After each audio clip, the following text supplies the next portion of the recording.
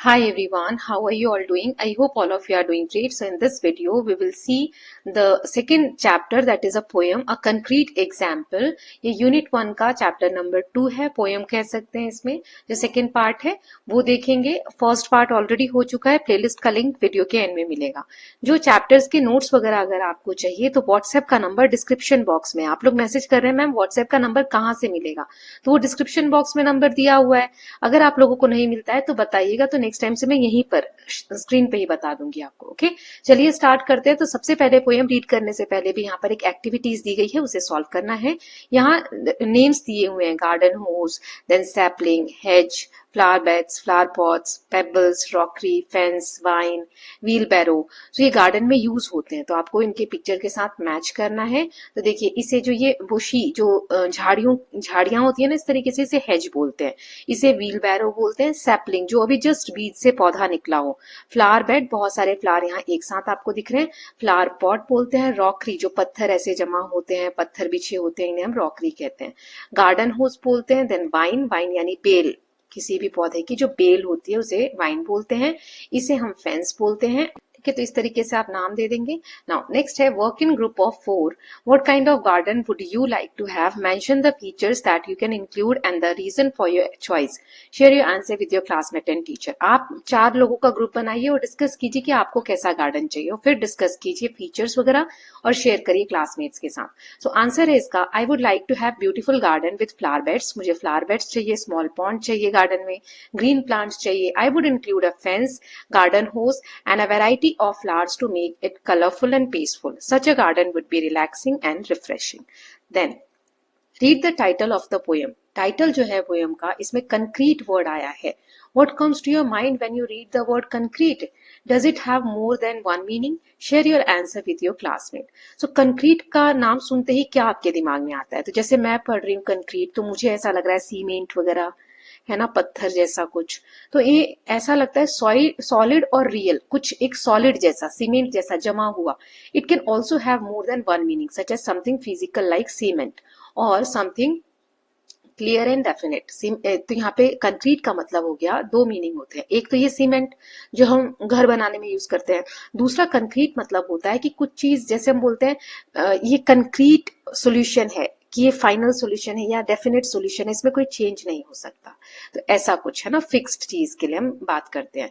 Now let us read. Poem को read करते हैं. तो ये जो आंसर्स मैंने बताए, अपने हिसाब से आप चेंज करके भी लिख सकते हैं. तो यहाँ पे ये जो पोएम है, इनकी जो कवि है वो है रेजिनाल्ड ऑकिल.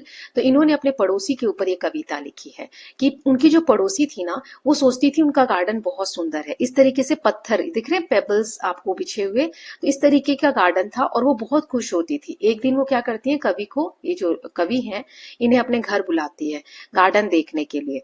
और यहाँ पे हंसी, ये ह्यूमर वाली पोएम है, ह्यूमरस पोएम है, मतलब इसमें हंसी मजाक के तौर पे, जैसे होता है ना सरकाजम में हम कुछ चीजें बोलते हैं. तो यहाँ पत्थरों के बीच में कवित्री जो है पौधे लगाती है, जो आपको दिखेंगे भी नहीं, इतने छोटे छोटे. और कवि जो है वो गलती से उन पौधों पे पैर रख देते हैं और पूछते हैं लेखिका इससे, पड़ोसी से, कि कहाँ है फूल जो आप मुझे दिखाना चाहती हैं. तो वो बोलती हैं आपके पैरों के नीचे, मतलब आप उस पे खड़े हो गए हैं. तो इतने छोटे पौधे हैं कि जिसके बारे में बताने के लिए उन्होंने गार्डन में बुलाया है. इस पे हंसी आती है, मतलब एक ही ह्यूमर क्रिएट होता है कि किस तरीके से इतने छोटे पौधे पत्थरों के बीच में लगाए हैं. तो इसी को मजाक के वे में यहाँ पर कवि ने बताया है. चलिए पढ़ते हैं. My next door neighbour Mrs Jones या Jones has got a garden full of stones. तो जोन्स ही होगा. मेरी जो पड़ोसी है उनका जो गार्डन है वो पूरा स्टोन से भरा हुआ है. अ crazy path, a lily pond. यहाँ पर ऐसा रास्ता है जो आप देखोगे तो आपको बिल्कुल अलग लगेगा, पत्थरों से भरा हुआ है ना, अजीब सा रास्ता है. लेकिन वहां पर एक लिली पॉन्ड है. लिली पॉन्ड मतलब कि कमल के फूल वहां पर खिले हुए हैं, ये देखो इस तरीके से ना. और rockery and just beyond a sun dial with a strange device. Rockery मतलब पत्थरों का ढेर, देखो हर तरफ आपको पत्थरों का ढेर देखने को मिल रहा होगा. और ये एक सन डायल, ये सन डायल है. सन डायल क्या होता है, इस तरीके का एक इंस्ट्रूमेंट होता है जिसमें सूरज के प्रकाश पड़ने से जो परछाई पड़ती है उससे टाइम देखा जाता है ना. साइंस में हमने पढ़ा भी था पिछली क्लास में. तो a sun dial with strange device which Mrs Jones thinks rather nice. Sundial जैसा एक अजीब सा वहां पर डिवाइस रखा हुआ है जिसे मिसेस जोन्स को लगता है कि वो बहुत अच्छा है, वो उसे बहुत अच्छा मानती हैं। ठीक है, नेक्स्ट देखते हैं। My next door neighbour Mrs Jones put little plants between the stones. मेरी जो पड़ोसी है मिसेस जोन्स, वो क्या करती हैं, स्टोन्स के बीच बीच में छोटे छोटे प्लांट्स लगाती हैं। ठीक है, मतलब वो बहुत छोटे छोटे पौधे लगाती हैं। They are so delicate and small, delicate मतलब नाजुक, वो इतने छोटे और नाजुक हैं। They don't mean anything at all, उनको देखकर ऐसा लगता ही नहीं कि इन पौधों का कुछ महत्व है, ऐसा देख के लग रहा है कि खुद ही उग गए हैं। इतने छोटे छोटे पौधे कौन लगाता है? I can't think how she gets them in unless she plants them with a pin. वो कहते हैं कि मुझे तो यही समझ नहीं आता कि पत्थरों के बीच में उसे लगाती कैसे है, मुझे लगता है पिन का यूज करती होंगी वो लगाने के लिए। तो उन्हें ये आश्चर्य हो रहा है। ठीक है, मजाकिया तरीके से वो कह रहे हैं कि पौधे इतने छोटे हैं, लग रहा है वो सुई का यूज करती होंगी उन्हें लगाने के लिए। फिर लास्ट पैराग्राफ है, my next door neighbour Mrs Jones once asked me round to see her stones. वो एक बार उनकी जो पड़ोसी है वो कहती है कि आप आइए और मेरा जो बगीचा है उसे देखने आइए, है ना, ये जो स्टोन्स का बगीचा है उसे देखने आइए। We stood and talked about a flower, हम वहां पर खड़े होकर फूलों के बारे में बात कर रहे थे। For quite a quarter of an hour, quarter of an hour मतलब 1 घंटे का क्वार्टर, चौथा पार्ट यानी ये वाला, यानी 15 मिनट्स तक, लगभग 15 मिनट तक हम वहां पर बहुत देर तक बातें कर रहे थे। Where is this lovely thing I cried, आप जिस चीज के बारे में बता रही हैं कि बहुत ही सुंदर फ्लावर्स हैं, वो आखिर है कहाँ, ऐसा उन्होंने पूछा। किसने? कवि ने। सो वो क्या कहती है Mrs Jones, you are standing on it, she replied, तुम उसी पर खड़े हो, उसने जवाब दिया। तो फूल इतना छोटा था कि दिखाई ही नहीं दिया। तो यही पोएम का एक ट्विस्ट है, ह्यूमरस सा, कि उसमें मजाकिया एक ट्विस्ट दिखा रहा है कवि कि फूल को, जिस फूल को ढूंढ रहा है वो इतना छोटा है कि वो उसी पर खड़ा था और उसे मिल नहीं रहा था, और वो देखने के लिए कवि, वो जो पड़ोसी है उन्होंने बुलाया था। तो इससे हम क्या एक कंक्लूजन निकाल सकते हैं कि हर किसी की पसंद अलग अलग होती है। कोई छोटी छोटी चीजों में भी सुंदरता देख सकता है, उसे खुशी मिल सकती है, और कोई छोटी चीजें जो उसके लिए कोई मैटर ही नहीं करती, है ना। तो एक व्यक्ति को वो छोटे फूल से अपना गार्डन समझ में आ रहा है, और एक व्यक्ति को फूल दिख भी नहीं रहे हैं। So I hope it is clear कि एक ह्यूमर क्रिएट करके बहुत एक मीनिंग को, ऑब्जर्वेशन को यहाँ पर बताया गया है। अब एक्सरसाइज देख लेते हैं। Let us discuss, so complete the summary with the exact word from the poem, one example has been done for you. तो चलिए देख लेते हैं कि the poem describes Mrs Jones speaker's next door neighbour, पड़ोसी की बात की गई है, who has a unique garden filled with stones. Her garden includes a peculiar path. Peculiar मतलब सबसे अलग, ठीक है, peculiar a path, a pond, a rockery, along with unusual sundial that she finds charming. Mrs. Jones plants tiny, delicate plants between the stones, which the speakers think must be so small that they are planted with a pin. One day, Mrs. Jones invites the speaker to see her garden, and they discuss a flower that Mrs. Jones treasures. When the speaker asks where the lovely flower is, Mrs. Jones says the speaker has been standing on it all along. तो ये summary थी poem की, लिखने को आती है तो आपको यही समरी लिखना रहेगा। नाउ यहाँ पर दिया गया कि करेक्ट ऑप्शन हमें चुनना है। तो पोयम का टोन कैसा है? मॉकिंग, मॉकिंग मतलब होता है मजाक उड़ाने वाला, ह्यूमरस है, हास्यपूर्ण है, माउनफुल है मतलब दुखद है, अम्यूजिंग मतलब मनोरंजन भरा है, लाइट हार्टेड मतलब हल्का फुल्का है, ज्यादा कोई टफ नहीं है। तो इसका इनमें से कौन कौन से करेक्ट है? तो डी वाला करेक्ट है। एक तो ह्यूमरस है पोयम, मतलब हास्यपूर्ण है, दूसरा ये वाला अम्यूजिंग यानी मनोरंजक है, और पांचवा लाइट हार्टेड, कोई ज्यादा बेइज्जती या किसी को दुख पहुंचाने जैसा नहीं है कि मजाक उड़ा रहे हैं, बल्कि हल्का फुल्का यहाँ पे हंसी मजाक हो रहा है। ना speaker in the poem is, speaker कौन है? ये जो कविता बोल रहे हो कौन है? Mrs Jones, the poet, gardener या चाइल्ड? पोएट है ना, कवि बता रहे हैं। राइम क्या है पोएम की स्कीम की? तो ए बी बी सी सी। कैसे? देखो यहाँ पर ए जोन्स स्टोन्स, बी पोन बियॉन्ड, देन डिवाइस नाइस, है ना। तो ए जैसे ये दोनों है, बी जैसे ये दोनों है, सी जैसे ये दोनों है। तो ऐसे यहाँ पर ये वाली स्कीम है पोएम की, तो हमने मार्क कर लिया। नाउ नेक्स्ट है complete the following sentences by choosing the correct answer given from the brackets में से, है ना। So poet uses the word stone, poet ने स्टोन वर्ड हर स्टैंजा में यूज किया है। तो इससे क्या एम्फेसिस, क्या बताना चाह रहे हैं? To emphasise her obsession with a stony grain, जो स्टोन पत्थरों से बना हुआ गार्डन है उसके प्रति जो उनका ऑब्सेशन है उसको दिखाने के लिए पोएट ने इमेजरी यूज किया है डिस्क्राइब करने के लिए feature of the garden and help readers visualise the garden specular peculiar मतलब क्या होता है अजीब अनोखा या असामान्य ऐसा जो नेचर है उस गार्डन का उसको समझने के लिए ऐसे एलिट्रेशन हमें पोएम में से लेने एलिट्रेशन क्या होता है बहुत बार बता चुकी हूँ जहां पे एक लेटर से शब्द रिपीट हो रहे हो जैसे एस से बी से ई से किसी भी लेटर से जैसे puts plants quite a quarter इसमें क्यू रिपीट हो रहा है इसमें पी रिपीट हो रहा है गॉट अ गार्डन यहाँ जी रिपीट हो रहा है ना तो इसे कहते हैं एलिट्रेशन ये हमें चुनना था मैंने एग्जाम्पल दे दिए refrain A refrain is a repeated line or phrase that appears in each stanza. Identify the refrain from the poem. Refrain मतलब होता है कोई लाइन रिपीट हो रही हो हर बार पैराग्राफ में तो पोएम में कौन सी लाइन रिपीट हो रही है ये वाली my next door neighbour Mrs Jones now irony मतलब क्या होता है आयरनी ये एक लिटरेरी डिवाइस है जिसमें डिफरेंस बताया जाता है between what is expected and what actually happens कि तुम क्या सोच रहे हो और क्या होता है तो उसके बीच में अंतर बताया जाता है it often involves a situation where the outcome is opposite of what is expected मतलब अपोजिट हो गया ठीक है कि हमने सोचा कुछ और था और कुछ और हो गया उसका उल्टा हो गया जिससे सरप्राइजिंग और ह्यूमरस इफेक्ट बनता है जैसे यहाँ एक एग्जाम्पल दिया है Mrs Jones excitement about her garden contrast with the speaker's disappointment on how ordinary it is Mrs Jones का एक्साइटमेंट है कि अरे गार्डन बहुत अच्छा है इसके अपोजिट स्पीकर को डिसअपॉइंटमेंट होता है कि ये कितना सिंपल सा इसमें तो कुछ है ही नहीं है ना सो आयरनी का मतलब ही होता है expectation versus reality now identify the lines from the poem that displays situational irony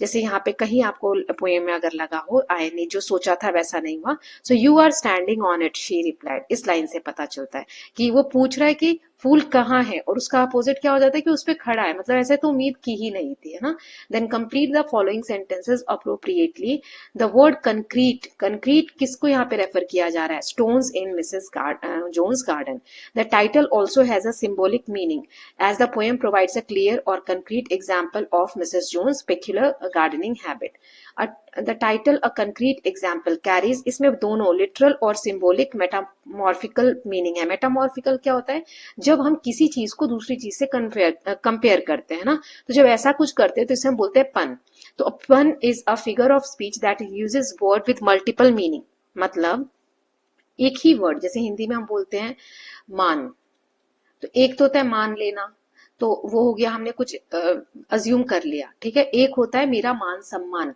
मान वर्ड के दो मीनिंग हो गए है ना तो ऐसे बहुत सी चीजें होती हैं जिसके एक ही वर्ड के अलग अलग मीनिंग होती है तो उसी को हम पन कहते हैं and words that sound alike but have different meaning creating a humorous effect एक ही वर्ड के जब बहुत से मीनिंग हो तो वो अलग अलग इफेक्ट जो है वो क्रिएट करते हैं ना तो वो यहाँ पर बताया गया है अब इसमें पोएम में हम देख लेते हैं इसको कैसे समझाया गया तो इसमें कुछ एग्जाम्पल्स आपको यहाँ लिख के दिए हुए हैं जैसे पहला यहाँ दिया हुआ है I tried arguing with my pencil but it kept making sharp points अब देखो यहाँ पे पेंसिल की शार्प पॉइंट होती है जो एकदम हम बोलते हैं ना जो उसका पॉइंट है बहुत अच्छे से हम छीलते हैं उसको शार्पनर से शार्प करते हैं ताकि एकदम उसका जो पॉइंट है वो एकदम अच्छा दिखे है ना तो इसमें क्या बताया जा रहा है मेकिंग अ शार्प पॉइंट जब बहस होती है आर्ग्यूमेंट्स होते हैं तो हम अपने पॉइंट्स रखते हैं ना एक दूसरे के लिए तो पेंसिल की पॉइंट को उससे कंपेयर किया जा रहा है सो ये यहाँ पर अंतर है ना कि मैं जब पेंसिल से बहस कर रहा था लेकिन वह हमेशा तेज पॉइंट्स बना रही थी या ये मजाक में बता रहे कि पॉइंट का मतलब यहाँ पे अलग तरीके से यूज किया है जैसे my pencil and I had a disagreement but we finally got to the point तो देखो टू द पॉइंट पेंसिल से बनाई जाती है ना पेंसिल की नोक टिप को बोलते हैं जब पेंसिल से बहस हो रही थी डिसएग्रीमेंट हो रहे थे तो आखिर में we finally got to the point हम एक पॉइंट पर आ गए तो यहाँ भी मजाक है क्योंकि पॉइंट दोनों का मतलब जो है वो अलग अलग होता है लेकिन यहाँ पर यूज किया गया है ओके नाउ यहाँ पर पैसेज की लाइन दी गई है my next door neighbour Mrs Jones has got a garden full of stones a crazy path a lily pond a rockery and just beyond a sundial with a strange device which Mrs. Jones thinks rather nice देखो ये sundial है जैसे यहाँ पर इसकी छाया पड़ रही है ना इस वाले की सन की वजह से तो यहाँ पर जो टाइम लिखा होगा उतना ही बच रहा होगा ठीक है अब इसमें क्वेश्चंस हैं जैसे what can be inferred about Mrs Jones taste in gardening from the description of the garden full of stones ये हमने जो लाइन पढ़ी इससे क्या पता चल रहा है मिसेस जो जोन्स है उनका गार्डनिंग में टेस्ट कैसा है so she has an unusual and unique taste एक अलग सा टेस्ट है गार्डनिंग में क्योंकि उन्हें स्टोन्स पसंद है नॉर्मल प्लांट्स की जगह देन ये बताना स्टेटमेंट ट्रू है कि false the garden serves as a means to reveal more about Mrs Jones herself true इसमें गार्डन से हमें मिसेस जोन के बारे में ज्यादा पता चल रहा है। Then what does the poet means by crazy path? Crazy path क्यों लिखा है, कवि क्या कहना चाह रहे हैं? So crazy path means a strange और इरेग्युलर पाथ, जैसा नॉर्मल नहीं होता, स्ट्रेट नहीं, कुछ टेढ़ा मेढ़ा अलग सा रास्ता है। What does the sun dial with a strange device suggest about the Mrs Jones personality? Sun dial जो है इससे क्या, एक स्ट्रेंज डिवाइस है, ऐसा डिवाइस जो नॉर्मली लोग यूज नहीं करते, तो ये फैसिनेशन दिखाता है उनका अनयूजुअल आइटम के प्रति, जो आइटम नॉर्मली लोग यूज नहीं करते उसके प्रति उनका फैसिनेशन मतलब लगाव दिखाता है, ठीक है, कि वो अट्रैक्टेड है या उसके बारे में बात हो रही है। Now how does Mrs Jones feel about the garden? Support your answer with evidence from the poem. Mrs Jones है, उन्हें गार्डन के प्रति कैसा फील होता है, पोएम में से एग्जाम्पल देना है। So she feels very proud and happy about her garden and she thinks it is rather nice and even shows it to others, दूसरों को भी वो दिखाती थी, उन्हें बहुत अच्छा लगता था। देन दूसरा है, why do you think the speaker describes the plant as being so small that they could be planted with a pin? Speaker ऐसा क्यों कह रहे हैं कि पिन से लगाया गया होगा प्लांट्स को, क्योंकि वो इतने छोटे हैं। The speaker describes the plant this way to show that they are extremely small, कि वो बहुत छोटे हैं, and delicate with also creates a humorous effect. Okay, now what do we get to know about Mrs Jones based on her gardening style and her interaction with the speaker? जो speaker से बातचीत हो रही है Mrs Jones की, या फिर gardening का जो उनका स्टाइल है, उससे उनके बारे में क्या पता चलता है? So Mrs Jones has a unique unusual taste in gardening and she is confident and happy with her choices. Poem portrayed Mrs Jones in a positive light, Mrs Jones को पॉजिटिव लाइट में दिखाया गया है poem में, support करिए statement से।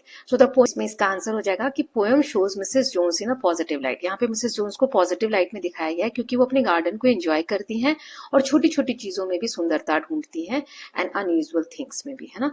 Then last है, what does the poet tells us about the way people think differently about the world around them?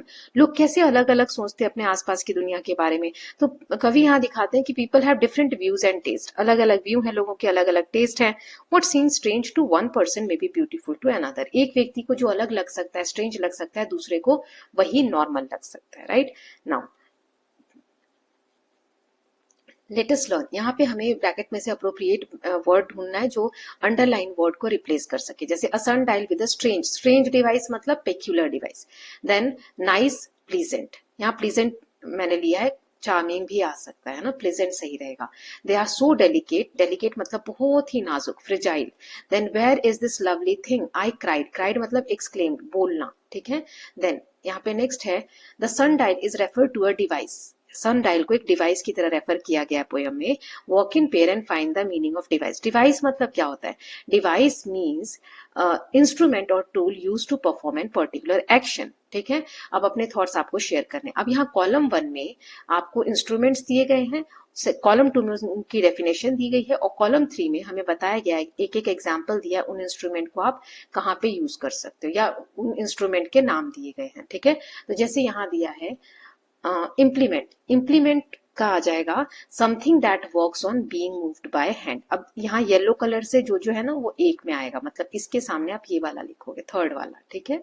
और इसके एग्जाम्पल हो गए स्पेड एंड नाइफ, हमें खुद से भी एग्जाम्पल 1 एग्जाम्पल आपको देना था, हो, सिकल, ठीक है। फिर टूल, टूल ये वाला मीनिंग हो जाएगा, ग्रीन वाला, ठीक है। Something used by hand to make make और रिपेयर, रिपेयर करने के लिए हाथ से हम कुछ चीजों को यूज करते हैं, उसे टूल कहते हैं, जैसे हैमर हो गया, screwdriver and pliers. Then equipment, equipment मतलब a set of necessary item for a particular purpose, जैसे cricket bat, helmet, batting gloves etcetera. Football kit and lab equipment आप खुद से लिख सकते हो।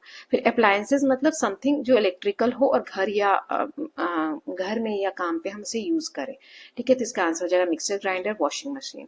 देन गैजेट, गैजेट क्या हो जाएगा? Something small that is mechanical और इलेक्ट्रॉनिक, मोबाइल फोन, लैपटॉप, इसमें टैबलेट, स्मार्ट वॉच भी आप लिख सकते हैं।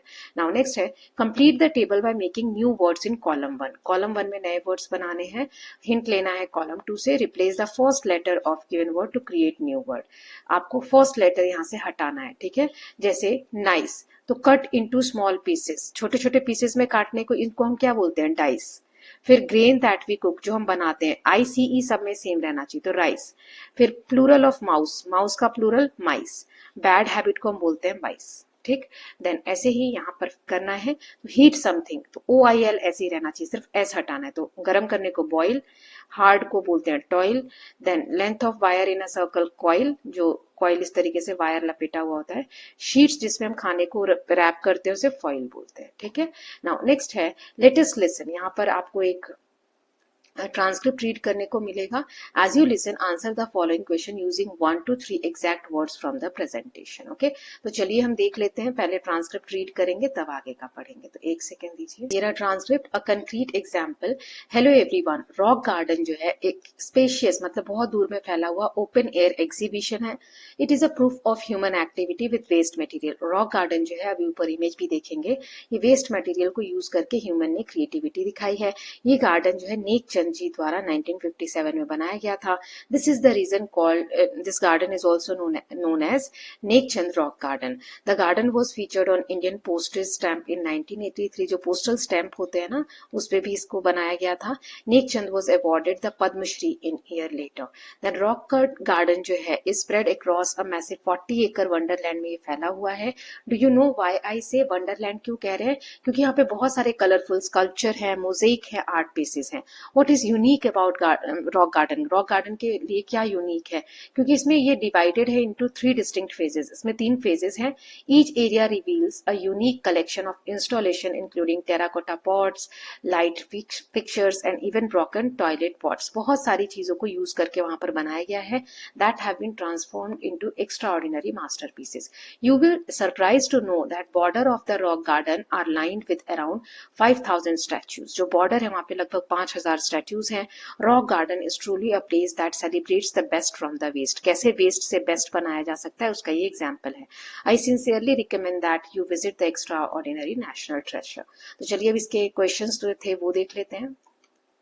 ये देखो इस तरीके से क्रॉकरीज वगैरह के जो टुकड़े हैं उसको यूज करके बनाया गया रॉक गार्डन चंडीगढ़, और ये पोस्टल स्टैम्प पे भी आया है। So where was the rock garden जो है वो कहाँ पर है? तो कहाँ पर इसका फीचर किया गया? इंडियन पोस्टेज स्टैम्प में। What kind of sculptures does rock garden have? Colourful sculptures.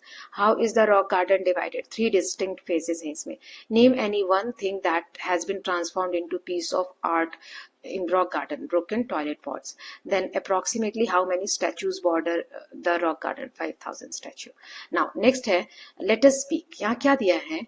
The speaker of the poem might have felt sorry for stepping on Mrs. Jones' flower. ऐसा होता है ना कि जब उसको पता चला अरे पौधे पे पैर रखा है मैंने, तो उनको हो सकता है सॉरी फील हो रहा हो। तो जब हम गलतियां करते हैं तो हम अपना रिग्रेट, जो अफसोस है, वो जाहिर करते हैं, एक्सप्रेस करते हैं, और अपोलॉजी मांगते हैं, मतलब माफी भी मांग लेते हैं अपने एक्शन के लिए। So when we apologise to friend और a family member we use informal language. जब हम फ्रेंड से या फैमिली मेंबर से माफी मांगते हैं तो इनफॉर्मल लैंग्वेज में माफी मांगते हैं, उसका कोई प्रॉपर फॉर्मेट नहीं होता। तो take turn to apologise for the following situation and respond to the apology. तो इसी तरीके से आपसे मान लो ये गलतियां हुई हैं, इसके लिए आपको माफी मांगनी है तो कैसे मांगोगे, और अगर आपसे किसी ने माफी मांगी तो आप कैसे रिस्पॉन्ड करोगे, उसको मतलब माफ कैसे करोगे या क्या लाइन बोलोगे माफी मांगने के बाद, वो बताना है। तो चलिए देखते हैं कि करके। जैसे पहला है you have eaten your brothers share of sweet. आप अपने भाई के हिस्से की भी मिठाई खा गए, तो कैसे बोलोगे? I am really sorry I ate your sweets. तो इसका जवाब क्या होगा? It's all right, no problem. Then you have broken your sister's flower craft. आपकी सिस्टर ने जो फ्लावर का एक क्राफ्ट बनाया था वो आपने तोड़ दिया, तो कैसे बोलोगे? I am sorry I didn't mean to break your flower craft. तो इसका आंसर क्या होगा? That's all right, these things happen. ऐसा हो जाता है। You accidentally spilled ink on your mother's important document. मम्मी की इंपॉर्टेंट डॉक्यूमेंट पे आपने इंक गिरा दी, तो क्या बोलोगे? प्लीज फॉरगिव मी, मुझे माफ कर दो, I accidentally spilled ink on your document. So mummy क्या कहेंगे? It's not big deal, just be careful next time. Then next है you forget to bring your friend's notebook to the school after borrowing it. आपने अपने friend से notebook ली थी और आप school लाना भूल गए, तो अब क्या कहोगे? I am really sorry I forget to bring your notebook. तो अगर आपके साथ ऐसा हो तो क्या जवाब देना चाहिए? No problem, just bring it tomorrow, कल लेकर आ जाना। ठीक है, तो ये हो गया इनफॉर्मल तरीका। ये आपको ये यूज करके बनाना था, तो मैंने आपको ऑलरेडी बता दिया है। ठीक है, जैसे आई एम सॉरी, ये देखो मैंने यहाँ पर लिखा है ना, आई am sorry, I am really sorry, ये रहा। ठीक, जवाब कैसे देना? नो प्रॉब्लम, है ना, ये मैंने यूज करके बनाया।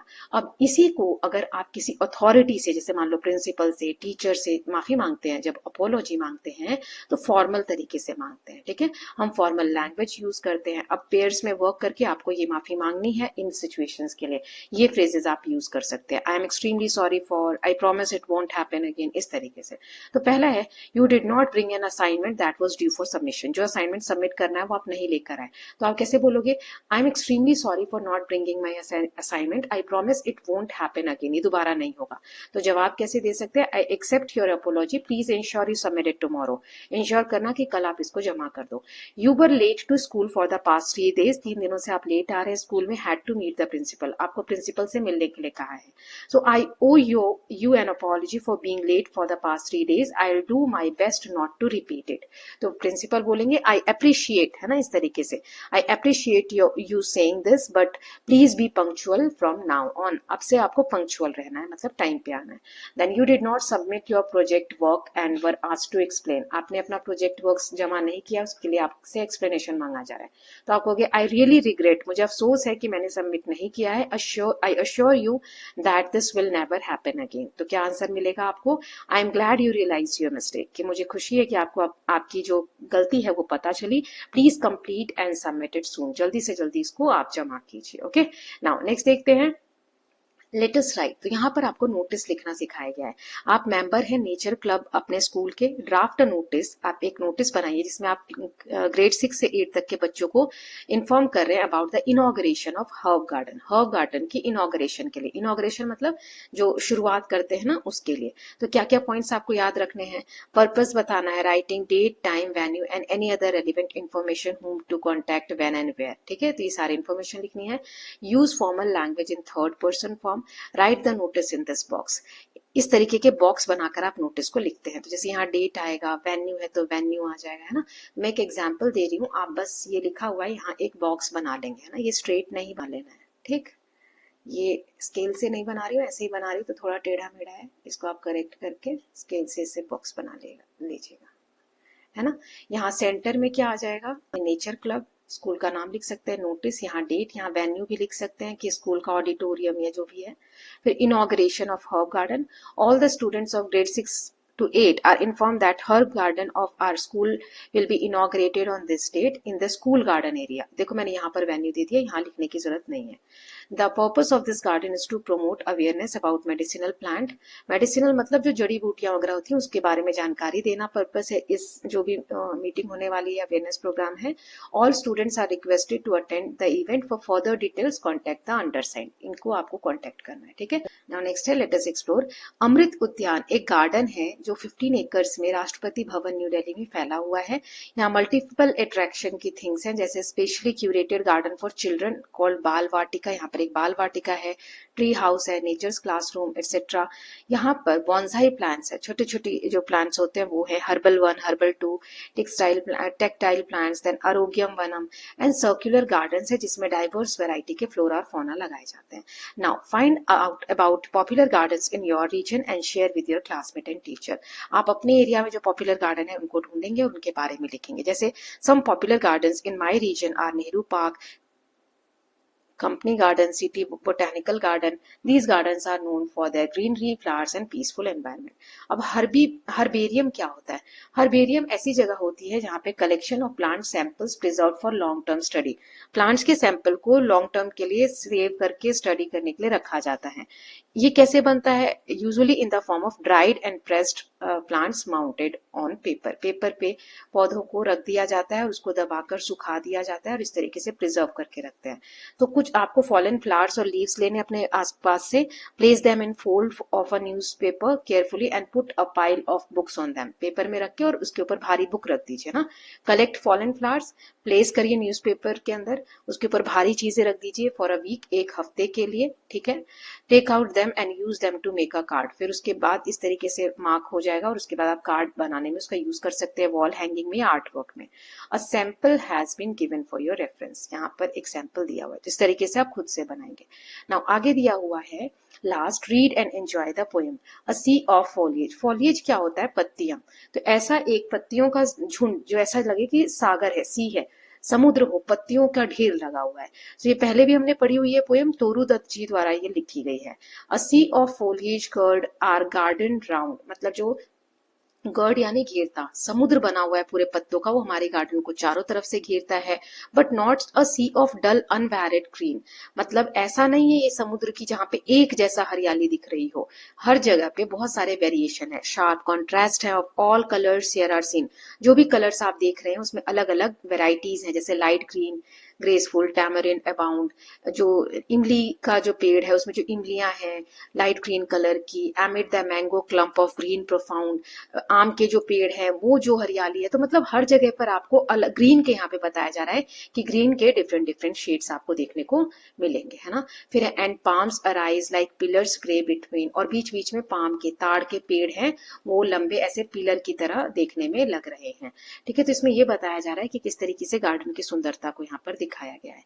नाउ नेक्स्ट है and over the quiet pool that seemuls lean, और यहाँ पर एक पूल है जिसमें सेमल के जो पेड़ है उसकी डालियां झुकती हैं, red red and the startling like a trumpet sound, मतलब उसके जो लाल लाल फूल हैं सेमल के फूलों के वो ऐसे चमकते हैं जैसे तुरही की तेज आवाज, ट्रम्पेट होता है ना उसकी तेज आवाज की तरह तीखी एक जैसी आवाज होती है, आवाज को यहाँ पर जो दिखने में लाल फूल है उसकी चमक से कंपेयर किया गया है। But nothing can be lovelier than the ranges, लेकिन सबसे सुंदर चीज है यहाँ रेंजेस यानी कतार में लगे हुए पेड़ of bamboos to the eastward when moon looks through their gaps and the white lotus changes into a cup of silver. जो बांस के बहुत सारे पेड़ हैं वो पूर्व दिशा में लगे हुए हैं, जब बांस के ऐसी झाड़ियों में से बीच में जो गैप है वहां से चांद झांकता है तो ऐसा लगता है जब चांद की रोशनी उनके बीच से आती है तो सफेद कमल जो है लोटस, सफेद कमल जो है वो बदल जाता है into a cup of silver, ऐसा एक कटोरी की तरह बन जाता है चांदी के प्याले की तरह। One might swoon drunken with beauty then, तो कोई भी इसे देखकर मोहित हो सकता है, ड्रंकन यानी ऐसा उसके में नशा जैसा हो सकता है, कितना सुंदर वो दिखता है। और गेज एंड गेज, और उसको बार बार निहारते रहता है ना, कि उसकी सुंदरता में डूब डूब कर उसे देखता रहता है। On a primeval Eden in amaze, तो प्रिमेवियल क्या होता है, बहुत प्राचीन, यहाँ मैंने बहुत इंपॉर्टेंट वर्ड्स के मीनिंग दे दिए, आप यहाँ से देख लीजिएगा, ठीक है।